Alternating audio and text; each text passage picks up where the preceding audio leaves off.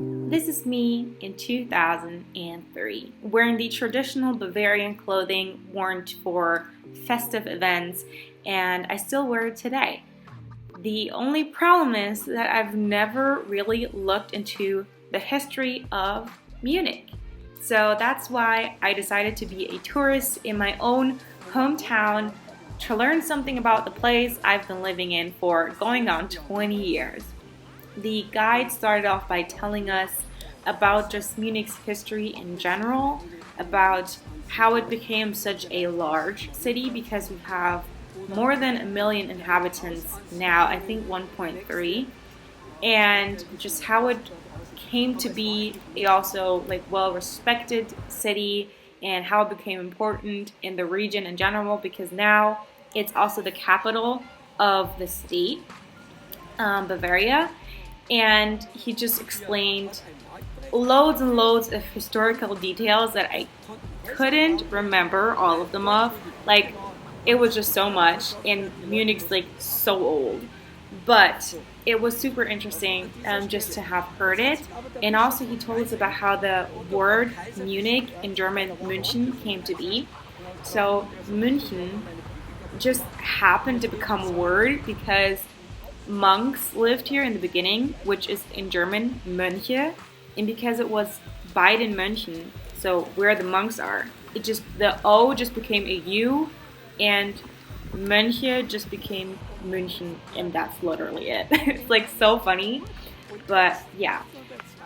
What I loved about this guide was that he told us about historical events right when we were at this spot.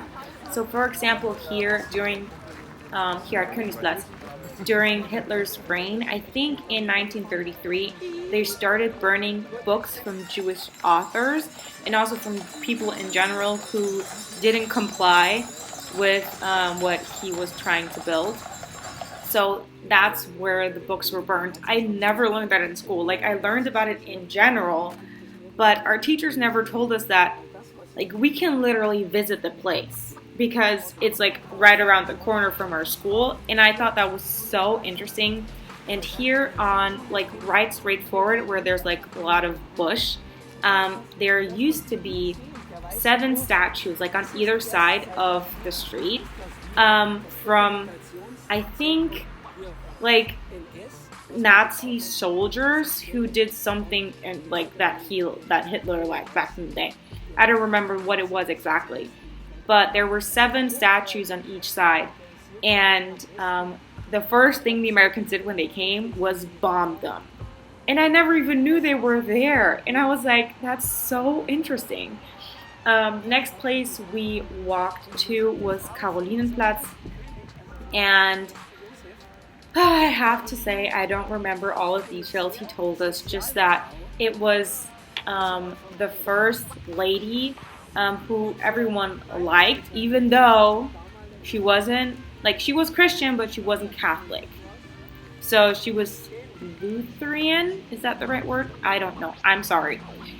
But even though she wasn't Catholic, they liked her because of the way she treated people. So this place was named after her, which I thought was just so interesting how back then it wasn't even enough to just quote unquote be Christian. You had to be a certain type of Christian to be good enough. And now it doesn't matter, but you have to be Christian. You can't be any other religion.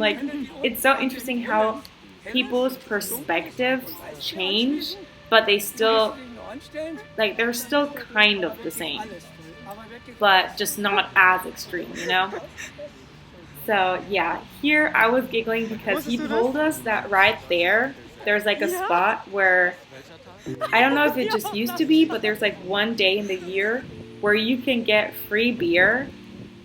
Anyone, you can just walk there and get free beer because there's a brewery there. And it's something that loads of people know and I've never heard about, and I was just dang, that's really, really interesting. And because Munich is also just a city of where lots of things happened within the Nazi regime. We have a little place where this fire burns day and night all the time to remember the 6 million Jews that were killed within that time. And honestly, I never knew about that. Like, that's just sad. There's like a place where you could go to just like pay homage, and I didn't know that. And it's like so weird because I know so many little quirks and things about Munich, but I've never really walked through the city and just thought about all the places and how they became what they are today. Okay, now I remember the soldiers thing. So right on the left here in the picture, 14 soldiers were killed right there, and that's why those 14 statues were built back then. So during the Nazi regime, just kind of as a, I don't know, rebellion thing, you had to show the Nazi like sign, so a straight right arm, to pass. And I thought that was super interesting. I never knew that. And I'm rubbing this lion's like snot just because I learned it from someone when I was younger. That's just what you do when you pass. It's like for good luck.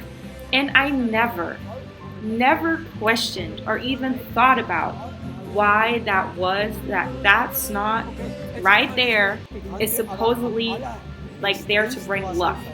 And when I passed, two of the other people who weren't from Munich asked me why I did it, and I was like, it's for good luck. And they were like, why? And I was like, honestly, I don't know. So they just proceeded to ask him why people do that. And he was like, oh, how did you think of that? And they were like, well, she just did it. And he asked me, well, why did you do it? And I'm like, I don't know. Honestly, I literally don't know. So he was like, okay, I'll tell you the story. And because most of you probably don't speak German, I'm just going to tell the story because I think it's like so interesting. But here he's like explaining it for 4 minutes straight.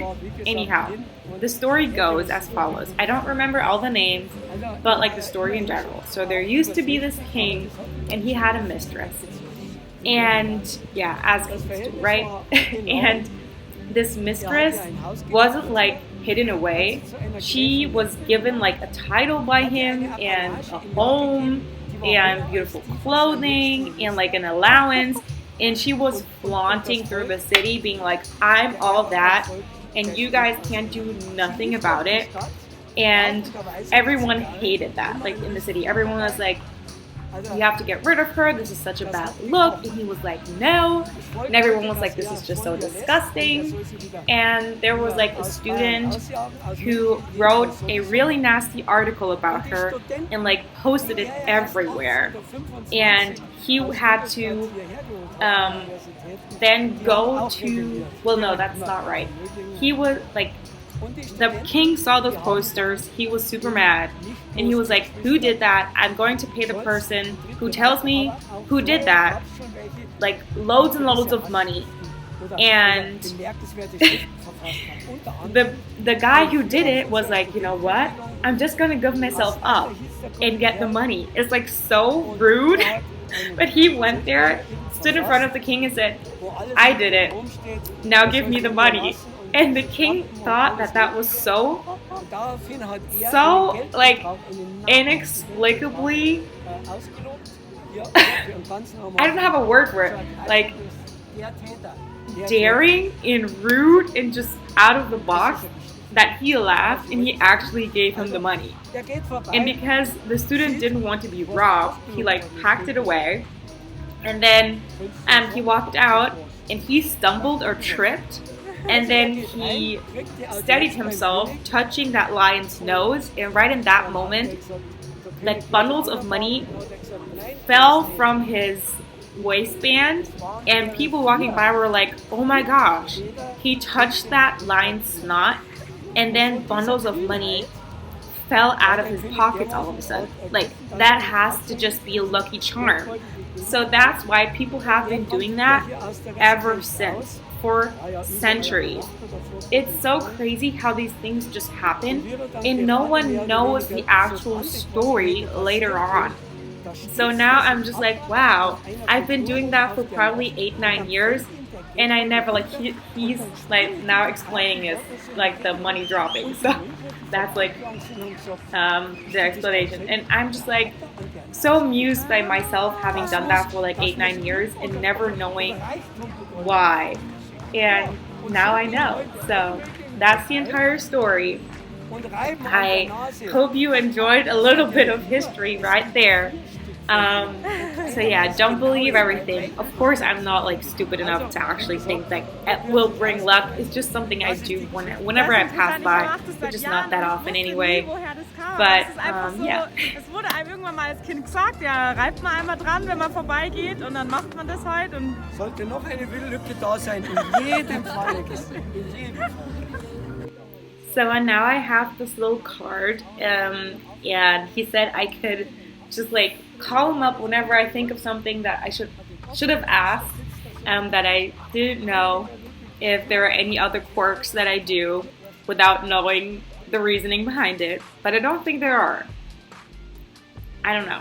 Maybe there are, but I still have the card. So anyway, we went on to go to the Alter Hof, which was like a place where a different royal family used to live. And then right here, he told us that that used to be like, I don't know how to call it, like there used to be strip clubs here.